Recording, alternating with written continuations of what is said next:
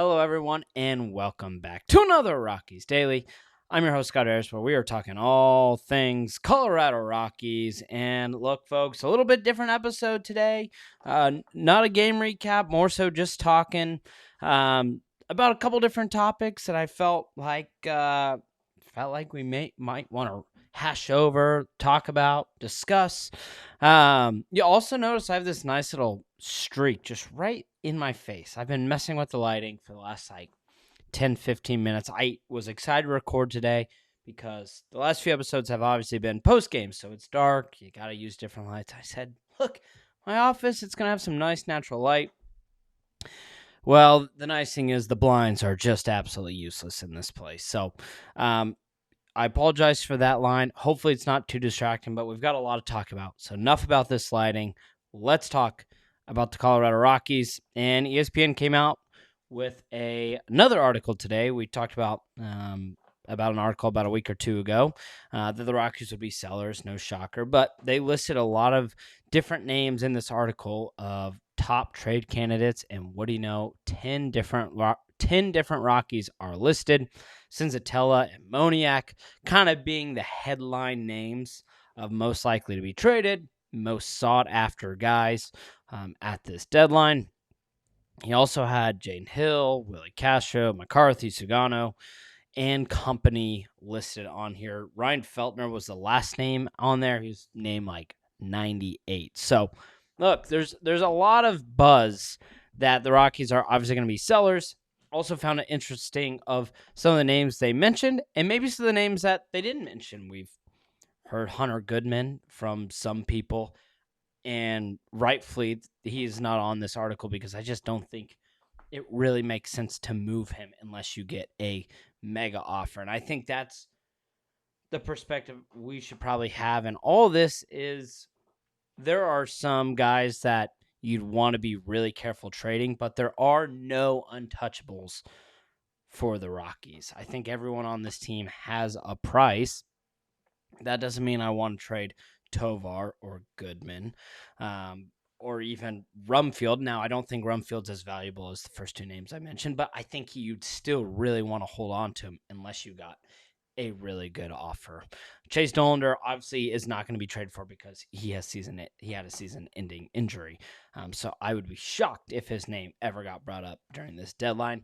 But it is just an interesting time because as we have this new front office with Paul DePodesta, we have ideas of the vision of maybe what they want to build, but this is going to be their first trade deadline. And it's a deadline where they actually have a few more chips to deal with, and not many, as we've discussed.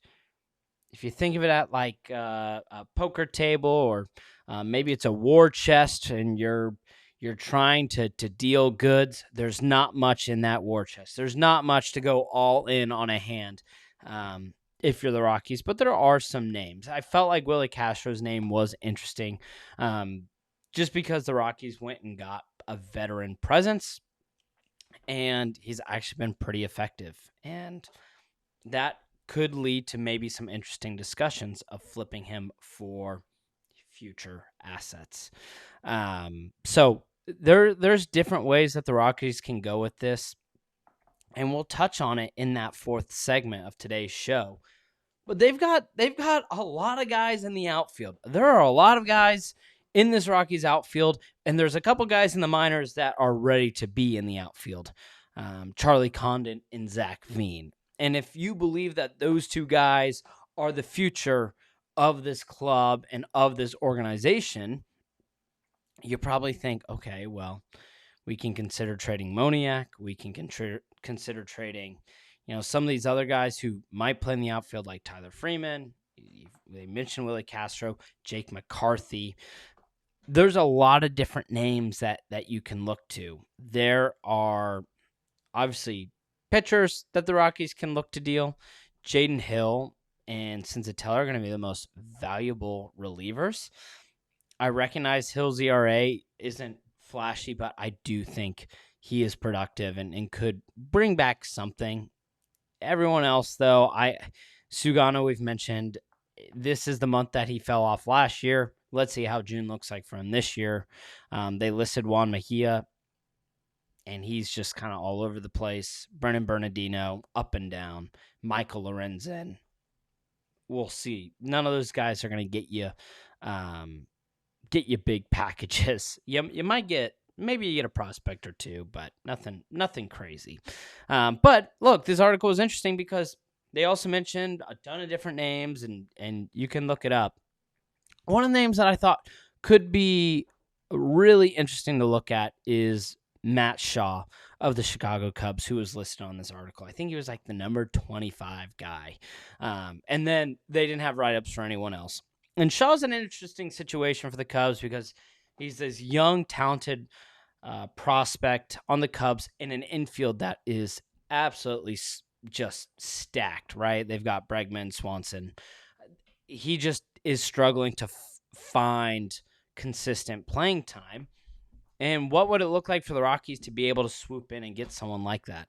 Now, it would have to be probably a pretty substantial offer, one that the Rockies might not have, but it is interesting because the Cubs will be a team that's buying at the deadline.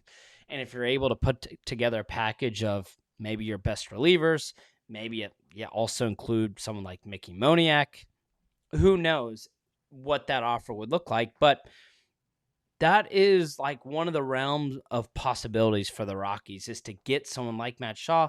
And the reason why I mentioned Shaw is because you would have him under contract until 2031. And so you have a guy who's going to be under contract for the next 5 years. That makes a huge difference as you're trying to build things out. And so while I recognize, hey, I don't know if we want to give up however much that cost is, if you believe Shaw is the prospect that many said he could be, it could be a real kickstart for the future of the Colorado Rockies, because you could have him play somewhere in that infield. He is a third baseman. So now you're in that conversation about him versus Karros. I get it. But I do think it's one to at least consider. You also had Soriano of the Angels on there, who you would have him under contract for a couple of years. He seems like more of a team that's competing at the deadline to go and get. But still, and that's why the Shaw prospect is so interesting, is because usually when someone is a trade target, they are typically an older player that is in the prime of their career, that is going to a contending team, that is shelling out. In a scenario where the Rockies went and tried to get someone like Matt Shaw, the Cubs are the contending team trading Shaw, but it's Rockies trying to give, majority of what's in their war chest to go and try to get him. And again, the Rockies might not even have enough to get Shaw. But if Senzatella continues to pitch well, if Jaden Hill, continues to pitch well, we've noted that he had a couple bad outings, which is why his ERA is shot up. But if those two guys can be really good relievers, plus Mickey Moniak, that before his injury was an all-star caliber outfielder, then you can get into the field of maybe making an interesting offer for Shaw. So just figured it was worth noting as we kind of get into deadline season, as we just throw different ideas out there of what will the Rockies do, because there's a chance come deadline they don't make any moves. And we sit here just wondering what the hell happened. But I don't think that's going to be the case. I think they will deal some of these guys, especially someone like Senzatella. There's just no reason why he should be on the roster post-trade deadline, especially if he's continued to pitch at least somewhat well. And then we move on. We move on to not talking about trades, but the remainder of June. And the Rockies, as we've noted on the show, have had a pretty solid June. They're 6-8 so far this month. I'm recording before that final game of the series against the Chicago Cubs. So they're either 7-8 or 6-9 by the time you're watching this video. But still, that's a really, really solid turnaround from what we saw in the month of May, which was just a train wreck, to say the least. It was gross. It was bad. Nothing really good came out of the month of May. But now you look at what the Rockies have upcoming for the rest of June and really going into a bit of July. They don't play a team with a winning record until they face off against the Dodgers on July 6th. So we're in the middle of June, and they do have this series coming up against the Pittsburgh Pirates, who are a 500 team. They're 500 on the dot, but teams that have a legitimate winning record, LA Dodgers, which is about half a month away. And so this June is really shaping out to be pretty favorable to the Rockies and gives them an opportunity to actually put together some sort of positive momentum, because it was all negative in May. It was pretty good in April. And here we are in June, where they've put together some impressive performances. Rockies' longest win streak so far this year is 4 wins in April, right? So it's not like you are shooting for the stars trying to win 4 straight here. But in the stretch, you have Pittsburgh, then you have Boston, who has the second worst record in baseball, only ahead of the Colorado Rockies. You go to Minnesota, they're 5 games under 500, somehow only 5 games back of the White Sox, but they're 5 under 500. You've got Miami, who is dealing with all kinds of injuries. Yuri Perez has been out. And then you've got San Francisco, who's second worst in the NL West. That carries into July, where you take on the Dodgers, and you end your first half of the season against the San Francisco Giants. You compare that to what you saw in April and May, you say, holy cow, there are a ton of opportunities to pick up wins, to pick up series wins. And look, there's a chance, as I'm recording that, where the Rockies pick up another series win against the Chicago Cubs, which would be 2 series wins against Chicago. And those are just really important improvements to note. And these are the important series to really hopefully have momentum carry you into that second half of the year. By no means am I going to sit here and say, like, hey, the Rockies should win, 70% of these games. They're going to be probably not favored in about 70% of these games. But look, they've been playing okay, and they've been hitting the ball extremely well. Pitching will always be a problem this year, but you look at that June and you say, hey, if you can finish the month 500, maybe a game over 500, that would be great. Then we go into July and we can go from there. But figure it was important to note just the rest of the month, what's ahead of the Rockies, and really a lot of opportunities to have some success. Then, of course, we end today's show talking about 2 guys who have had a lot of success at the AAA level, Charlie Condon, Zach Veen. They just saw their buddy Cole Carey get called up and have success pretty much right away at the major league level. Veen and Condon absolutely feel like they're next. Through 61 games, Charlie Condon, 14 home runs, 42 RBIs. He's drawn 43 walks. He's got a .519 slugging, a .911 OPS. Zach Veen, also really impressive stuff. 10 home runs, 45 RBIs, batting .325, on-base percentage of .416, .561 slugging, .977 OPS. These guys have been mashing.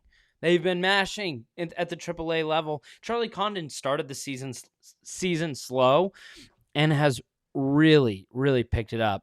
He's had 5 home runs in his last 10 games.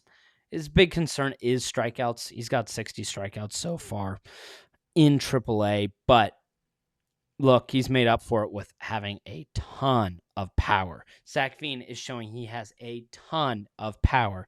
And look, it would be shocking if both these guys aren't called up by the end of the year.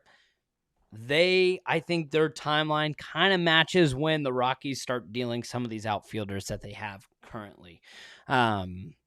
And once some of those moves are made, Veen and Condon are going to be called up shortly after. Both have played really well at the AAA level. I think continue to build their confidence for the next month or so. And then when some deals are made, we get to see the debut of Charlie Condon and the new and re-improved Zach Veen. Re-improved, the renowned Zach Veen. I'm just throwing words out there. But we get the improved Zach Veen. You get the point. And getting Veen and Condon up with Cole Carey, I think that kind of production will be kind of exciting to see what the Rockies have in store.